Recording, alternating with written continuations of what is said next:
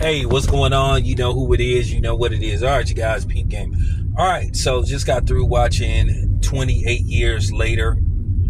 And, I'm going to break down this movie. Basically, this movie picks up, of course, 28 years later. And basically, the rage virus hasn't yet to be contained. So, obviously, they haven't found a way to contain the rage virus. They almost did, and 28 weeks later. But basically, the world is scattered. And I'm going to say this much. I don't really technically think, those things should be qualified as zombies, because they technically are not flesh eating. They like bite you, or they just get, they just violently attack you. And here's the thing, they are extremely contagious. If you get one drop of their blood in your mouth, spit, if it goes in your eye, you're fucked.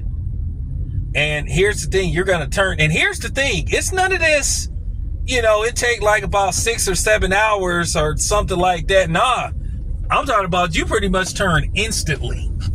I'm talking about you turn within minutes. So pretty much if you get bit, they got to put you down immediately. It's none of this. You got to have a discussion. It's like, if you get bit, you got to get shot. So that's pretty much it. But nevertheless, it's sort of like two tales between, basically a young man, a young teenager. The first half basically tells the tale of him and his father. Basically, his father is teaching him how to hunt. They live in this secluded area. And basically, his father is just teaching, is just basically teaching him how to hunt, grooming him to be a hunter. Now, for the most part, unfortunately, the young man's mother is sick. And he eventually finds out what's wrong with her towards the end. So they basically spend the first half of the movie basically with, the young man and his father. Learning each other, trying to learn some things. He just trying to teach him how to be a man. But unfortunately, he discovers something about his father that bothers him. So basically, he decides, to follow this myth that he heard about a doctor that he think could possibly, cure his mother. So basically, he takes his sick mother basically on a part of basically, the island, hoping that he could find this doctor. But along the way, they got to go through those monsters, through those creatures. And that's the problem. Now, since then, they have evolved. They're smarter. They have some that's extremely strong. So they can think. So that's the crazy part about it. Just like on The Walking Dead, as years go by and time go by, those, zombies start to get, or monsters, start to get smarter. And that's pretty much what happens. So basically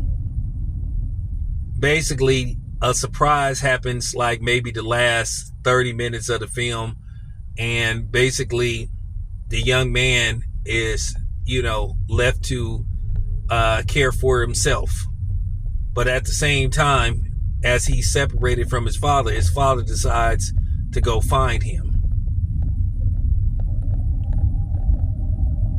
So basically, his father is trying to find his son after his son sneaks back to the village, the secluded village, and he leaves something behind. So the father is just like, I gotta find him. So I don't want to say too much, but you know, it's some surprises to the movie.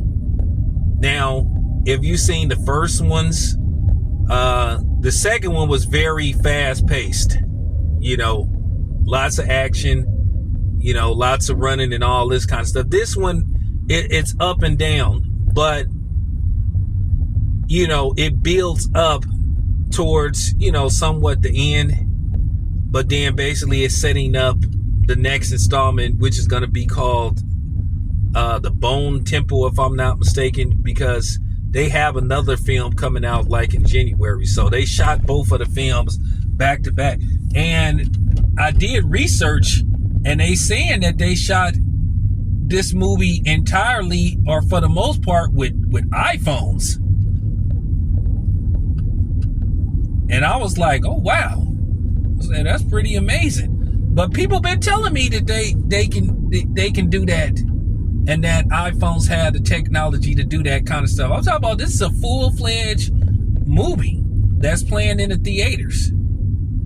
So basically, everything is set up for the next installment. Now, there are supposed to be 3 of these, and then that's gonna probably be it. Now, for those who was thinking that you were gonna see Cillian Murphy, no, he's not in this one. Now they're saying he's gonna be in the next one. That he's basically gonna be in 28 years later, the Bone Temple, I think. So Cillian Murphy is supposed to be in that one, but we'll just have to see. But anyway, I thought it was dope. I give it a 7.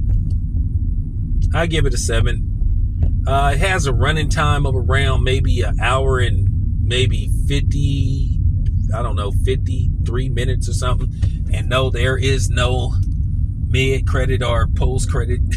you know, now everybody is starting to think now that there's some post-credit scene in these movies since Sinners came out and then the Marvels came out. But no, there's no post-credit or mid-credit scene. So, you know, there you have it. But I give it a 7. I give it a solid 7. Anyway, it's your boy Town. I'm out.